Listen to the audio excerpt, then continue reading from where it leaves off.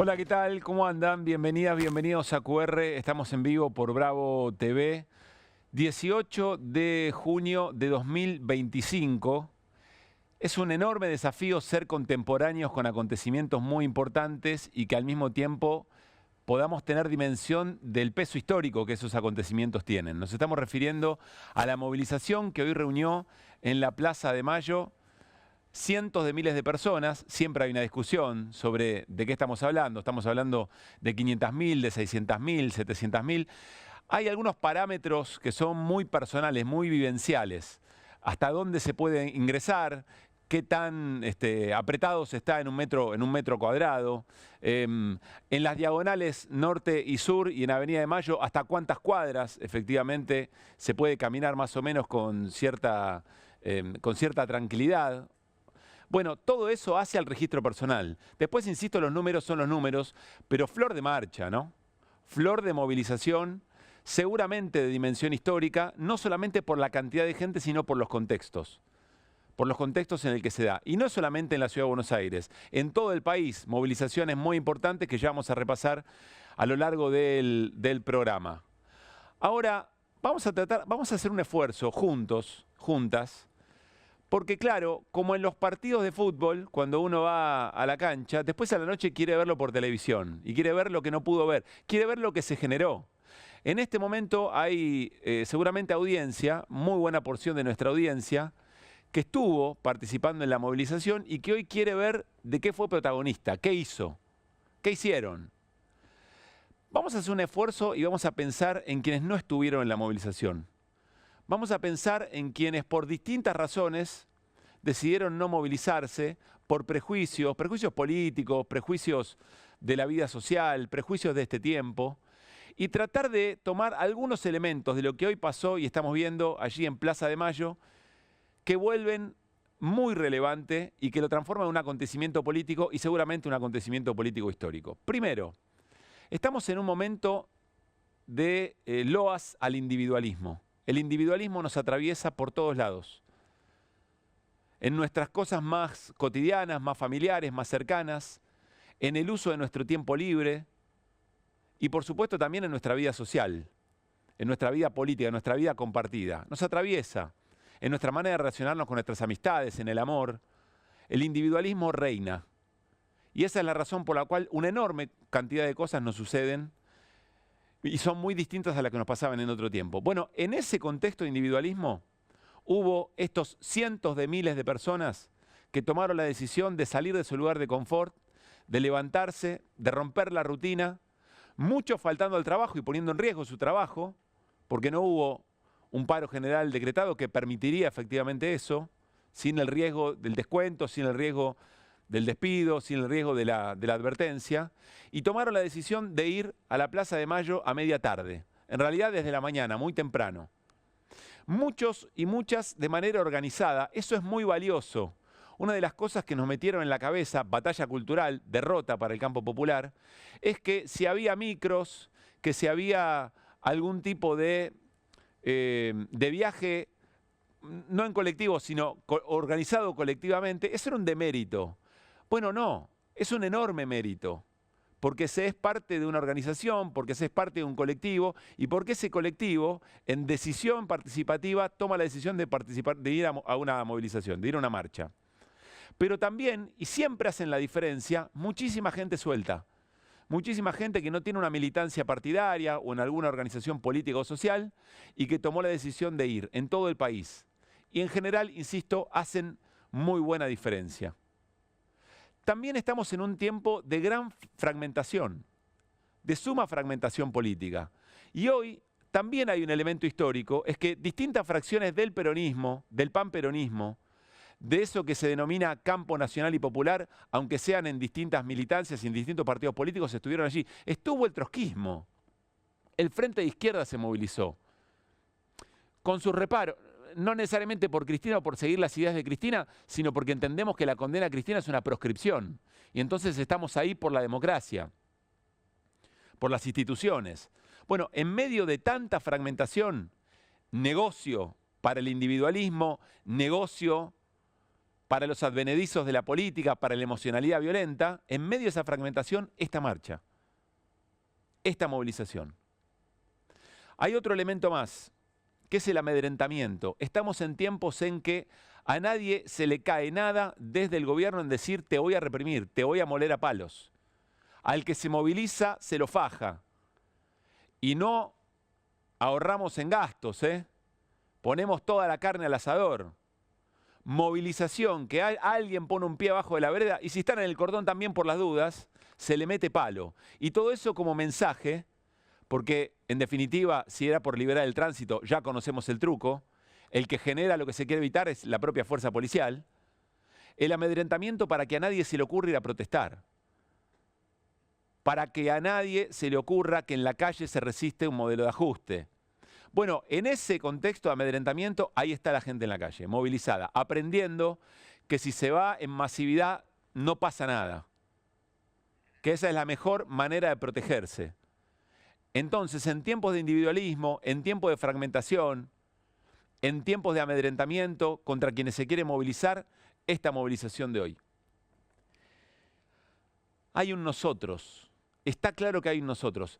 Si no fueron alguna movilización de estas características, quiero contarles 2 o 3 cosas que pasan que son muy emocionantes. Cuando se entra y se empieza a llegar, ya hay algo que transforma al que está en esa movilización en alguien conocido, en alguien familiar, en alguien con quien se puede contar, en un hombro con hombro. Si hubiera un gol, te abrazás. En el aplauso a la palabra política te reconoces. Hay sonrisa. Yo sé que no lo pueden creer, pero hay sonrisa, hay goce. En la lucha y en la resistencia hay goce. Hay amor. Y por sobre todas las cosas, estamos todo el tiempo buscando a esa persona conocida que sabemos que va a estar ahí. Es decir, nos estamos buscando en el otro todo el tiempo. Miren lo que estamos diciendo. En tiempos en que el otro es un enemigo, en que al otro hay que desconocerlo, en estas movilizaciones estamos buscando todo el tiempo a nosotros mismos en el otro. Por eso conmueve.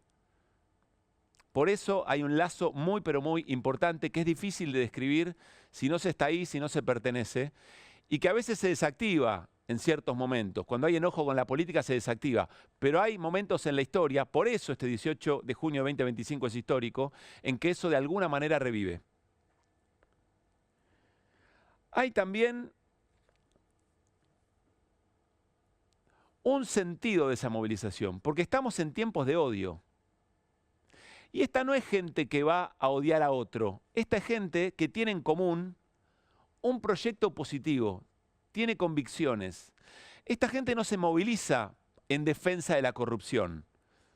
Esta gente, estos cientos de miles de personas que hoy se movilizaron en Plaza de Mayo y en todo el país, creen que su referente político, con sus aciertos, con sus errores, con sus más, con sus menos, fue enjuiciada de manera injusta, fue condenada de manera injusta y que se le está prohibiendo la participación. Pero lo que reúne a toda esta gente no es el odio al otro, es un reconocimiento de un proyecto en común, de un proyecto de país, de una manera de ser más felices, de una manera de estar mejor, de algo por lo que vale la pena ponerse en juego, de algo por lo que vale la pena poner el cuerpo aún frente a todo el resto de las amenazas. Ahí hay un vínculo, ahí hay un lazo que es muy difícil de reconocer en espacios de la política que hacen de la emoción violenta una manera de acumular política. El deterioro de ese lazo afectivo, el deterioro de ese proyecto común, el deterioro de ese confiar en que estamos todos ahí por una razón colectiva, ese deterioro es el mejor alimento para que crezcan aquellos que vienen a odiar y que del odio hacen un instrumento político. Ahora bien, quiero detenerme en otro elemento que les va a llamar la atención también. En este tiempo de la antipolítica, en este tiempo de la desconfianza de los dirigentes, hay un momento en que hay un silencio que es atronador. Es el silencio de estas multitudes escuchando a su referente político, escuchando a su líder. Les pido que presten atención a lo que vamos a ver ahora. No escuchen a Cristina. No le presten atención a la voz de Cristina. La voz de Cristina apareció en la Plaza de Mayo con una grabación. Remite remite a otros tiempos históricos, ¿no?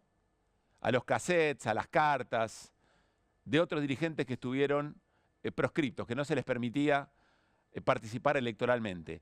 Pero quiero que presten atención al silencio, escuchen el silencio.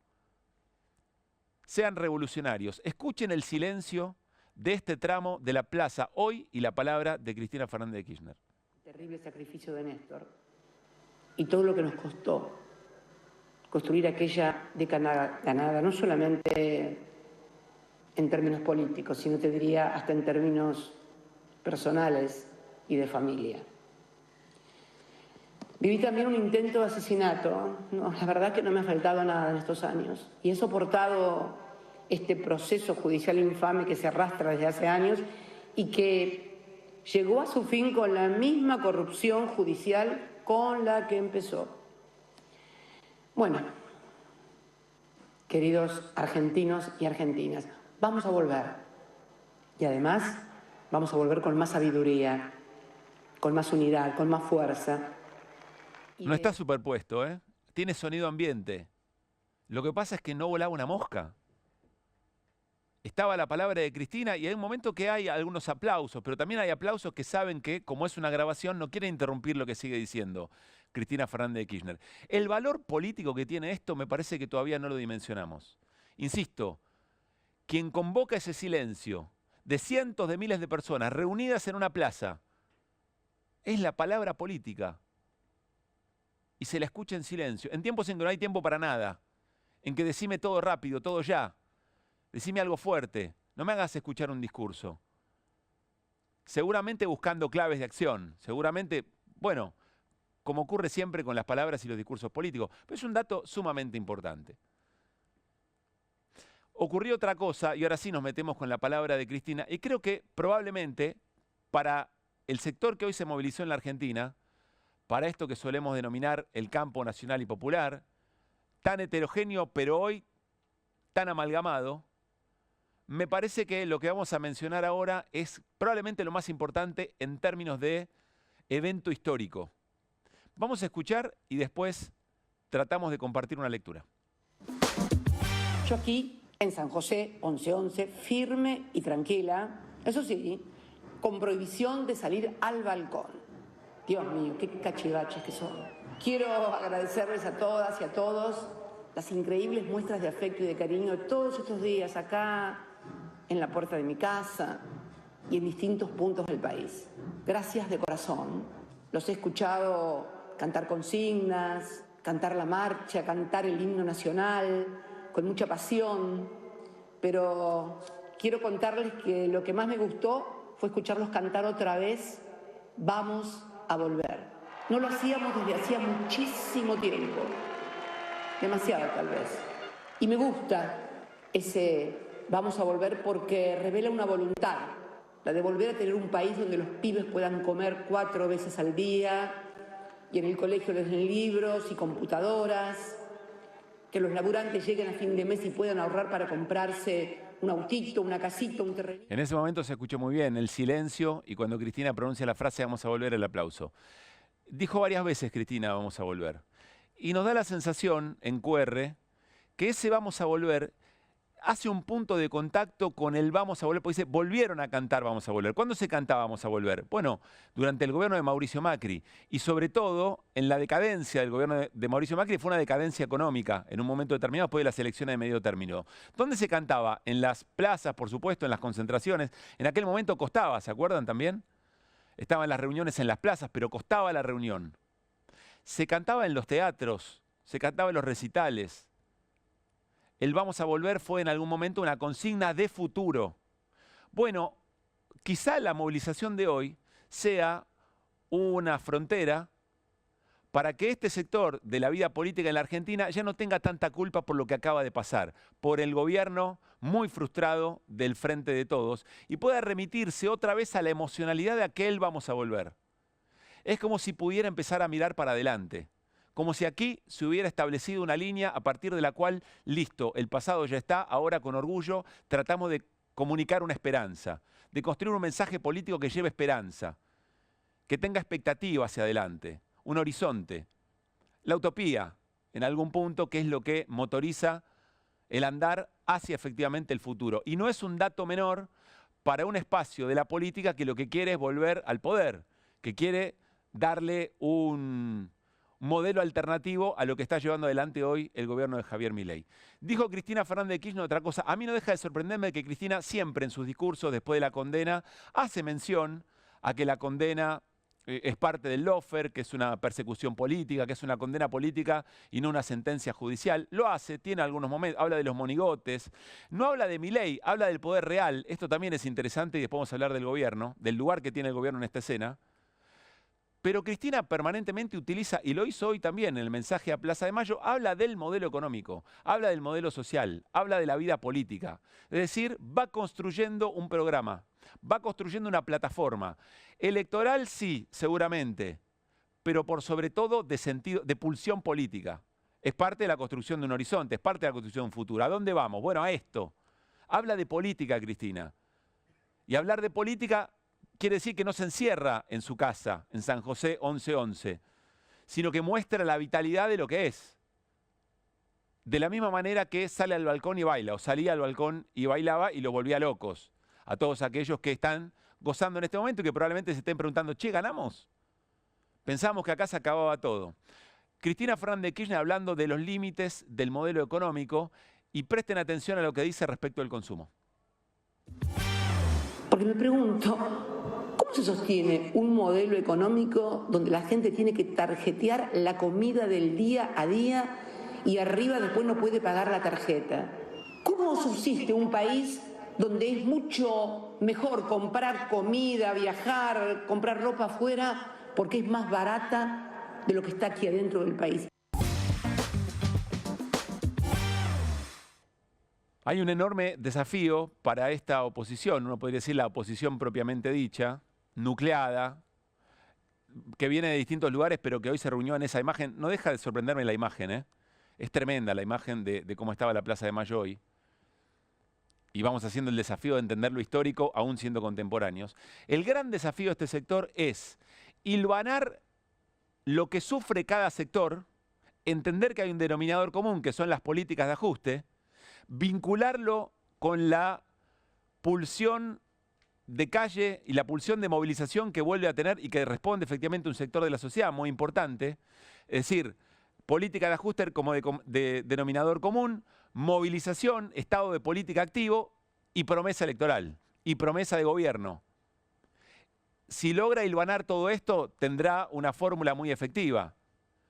¿Para qué? Bueno, para darle pelea a eso que Cristina recién mencionaba. No hay manera de que este modelo funcione. Y se detiene en algo, se detiene en el tarjeteo para comer, en usar la tarjeta de crédito para comprar alimento, que es un problema muy serio, porque esa tarjeta vos la pateás para adelante, pero el mes que viene tenés que volver a morfar y tenés que volver a usar la tarjeta. Entonces se genera un proceso de endeudamiento muy peligroso, muy difícil, muy cruel, muy traumático. Son los traumas los que parten a veces el humor social e incluso desenganchan cualquier inercia que pueda tener un gobierno respecto de por qué fue electo, sobre todo si no te gusta nada lo que había pasado, pero en algún momento eso se quiebra. Quiero compartir con ustedes unas placas de un trabajo que hizo la sastrería Raúl Timerman y 3.0 Gila Vilker, que habla sobre el endeudamiento. Esto que mencionaba Cristina. Miren. La primera pregunta dice, independientemente de que se haya ajustado o no en el último tiempo, este mes usted pudo cubrir los gastos mensuales con sus ingresos y pudo ahorrar. Es decir, le fue bien, el 24,6%. Pudo cubrir los gastos mensuales con sus ingresos, pero no le sobró para ahorrar. La traducción de esto podría ser la remo. Llego pero remando. El 25,5%. Pero miren ahora, tuvo que utilizar ahorros para cubrir gastos mensuales, 13,4%. Tuvo que endeudarse para cubrir los gastos mensuales 33,1%. Uno podría sumar a quién le está costando llegar a fin de mes y entonces tenés 46,5 más 25, tenés más o menos más del 65% aproximadamente de gente que le está costando, un poco más, casi el 70% de gente que le está costando llegar a fin de mes. Pero dos sectores que se están o bien gastando los ahorros o endeudando de una manera muy fuerte. Hicieron otra pregunta, Raúl Timerman y Gila Vilker. ¿Con qué tipo de endeudamiento? ¿Con quién se endeuda? Miren esto. ¿Qué tipo de deudas tiene? Con una tarjeta de crédito, 54,5%, lo que mencionaba Cristina. Con un familiar o amigo, casi el 40%, pidiéndole a la familia o amistades que le presten guita para poder llegar a fin de mes. Con un prestamista, 31,4%, con una entidad bancaria, 26,8%. Son números tremendos. Pero esto no es todo. Miren lo que sigue. Lo que sigue tiene que ver con la expectativa de esa deuda. ¿Cree que podrán afrontar sus deudas? El 11% de las personas que están endeudadas dicen que sí, que cree que las va a poder pagar. El 30% dice que no, pero el 58,3% no sabe. Tiene deudas acumuladas de estas características y el 60% no sabe si las va a poder pagar, pero sigue adelante. Es decir, se sigue endeudando. Esto en algún momento explota. Puede haber un ordenamiento macro, puede estar controlada la inflación, puede haber un dólar planchado con todo éxito, pero esta es la realidad de la gente. Esto es con lo que tiene que conectar la promesa de futuro que hoy se movilizó en la Plaza de Mayo y que eventualmente viene recogiendo este tipo de protestas segmentadas, pero que van encontrando un cauce. Todo esto, podríamos decir, se refleja también, o podemos leerlo en esta plaza. Bueno, por último, es una plaza, es una marcha, es una movilización en todo el país que interpela y fuerte. Nadie sale indemne de esto. Todos salen tocados. Todos quienes ven esto, dicen, che, acá pasa algo. Y para todos hay un mensaje. Vamos a tomar dos. El primer mensaje es para el propio campo. El primer mensaje es para la dirigencia que tiene que representar esto. Aquí hay gente que en cientos de miles dicen, volvemos a confiar. Acá estamos, dispuestos a volver a usar la pechera, dispuestos a ondear nuestras banderas. ¿Saben qué? Dispuestos a ser nosotros mismos, no nos escondemos más. Ya está el pasado, vamos para adelante, vamos a volver. Bueno, eso requiere una representación a la altura. Entonces es una interpelación muy fuerte para quienes hasta hace 15 días o menos estaban discutiendo o por egos, programático poco, por lugares en las listas, por construcción de liderazgo, de todo tipo, para todos. Incluso para quien ostenta hoy el mayor liderazgo de todos, Cristina, también tiene una responsabilidad sobre cómo utilizar esa centralidad. Todos tienen una enorme responsabilidad para poder representar eficazmente esto. Hay una nueva oportunidad para la política. Pero también interpela al gobierno. El gobierno está desorientado por completo. El gobierno no logra recuperar la agenda. Sale Adorni hoy de una conferencia de prensa, no sé si alguien sabe de qué habla Adorni, yo no lo tengo muy en claro. Aparecen anuncios rimbombantes, pero la agenda sigue estando acá. Y es una agenda que tiene una característica muy particular. Porque todas las otras movilizaciones eran en función de un sufrir de un sector. Y entonces el gobierno, frente a ese sufrir, tenía algo para negociar, o tiene algo para negociar. Les voy a dar un par de ejemplos. Se movilizan jubilados y jubiladas. Bueno, el gobierno eventualmente dice, puede mostrar unos números, puede decir, bueno, voy largando algo del bono. No lo hace, pero eventualmente podría negociar algo. Los residentes del Garrahan, bueno, por ahí puede negociar un aumento, pueden aceptarlo o no, pero hay algo concreto sobre lo que operar para el gobierno. Puede negociar con la CGT. Bueno, le dejamos tranquilas las obras sociales, no avanzamos con la reforma laboral. Paréntesis, que en paz descanse la CGT. Me refiero a la conducción de la CGT, porque hoy muchos gremios dieron muestra de coraje político, de no tener miedo, aún con las herramientas que tiene el gobierno para perseguirlos, para sacarle recursos, para hostigarlos. Pero la conducción de la CGT, ¿cuánto ruido hizo lo de ayer, no? Todavía está el recuerdo, tuvieron que ir a buscar una trila a Mercado Libre. Parece que no aprendieron.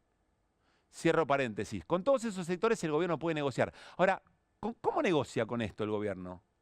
Porque acá no hay esto no fue una movilización sectorial. Esto no fue una movilización por, si vos querés, hasta el 2x1 de la Corte. Esto es una movilización de un concepto de país. Es una movilización de una idea política. ¿Cómo negociás con una idea? ¿Cómo negociás con un proyecto? El gobierno debería estar muy preocupado por esto. Debe estar muy preocupado. De hecho, quería...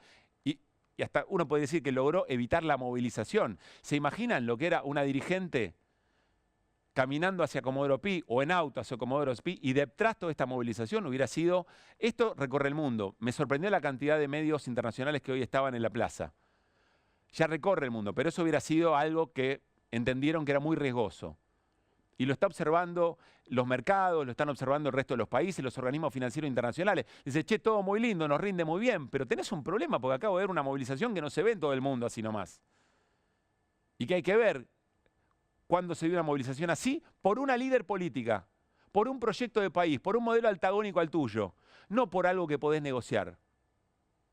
El gobierno en algún punto hay algo que celebra, porque si uno observa las encuestas, sube Cristina, le sube el piso a Cristina, también le baja el techo, es decir, hay más gente dispuesta a votarla, que es un dato importante, pero también sube Milei. ¿Por qué? Porque cuando sube Cristina, entonces el antídoto contra Cristina de una enorme cantidad de gente que lo que hace políticamente es en contra del otro, en contra del movimiento nacional y popular, también se vuelve a aferrar a Milei. Y Milei debe decir, claro, quien paga el precio de todo esto es Macri, desaparece de la escena. Y Milei debe decir, bueno, a Cristina no le va a alcanzar, ojalá que siga en ese protagonismo, porque yo sé que no le va a alcanzar, porque eventualmente en un balotaje le gano. Bueno, hay algo que no está contando el gobierno, que es la dinámica de lo impensado, diría Dante Panzeri. La política encuentra en cada esquina de la historia que va gestando un movimiento original. Y este es un modelo económico que, como recién explicábamos, no sé si mañana, pasado, el mes que viene, antes de las elecciones, pero tiene fecha de vencimiento. No es un capricho de la voluntad. Tiene que ver con la historia, qué es lo que ha ocurrido con estas políticas a lo largo de nuestra historia contemporánea y reciente. Entonces, en algún momento, ese quiebre económico, a eso que imaginan que es el techo de esta representación política, de esta plaza, puede cambiar y fuerte. Eso me parece que es algo que no están leyendo con sumo cuidado. Incluso algunos consultores, incluso algunos dirigentes que son parte de este movimiento. Nadie sabe qué puede ocurrir, porque lo inesperado ocurre ahí, o por lo menos el elemento indispensable para lo inesperado en la política y en la historia de los pueblos, de los países, en la historia de quien forja su propio destino, está acá. En eso que hablamos ayer con Juan Grabois, en esa pasionalidad, en esa emocionalidad. Después vendrán los cálculos, después vendrán las estrategias y las tácticas, pero sin esto no hay a dónde ir. Y esto evidentemente está. Está y deja atrás el pasado y dice, ese gobierno del Frente de Todos, del que también hay responsabilidades de la propia Cristina. No es todo Alberto Fernández, pero toda esa experiencia estamos dispuestos a dejarla atrás, estamos dispuestos a enfrentar el futuro, a dar un mensaje al futuro.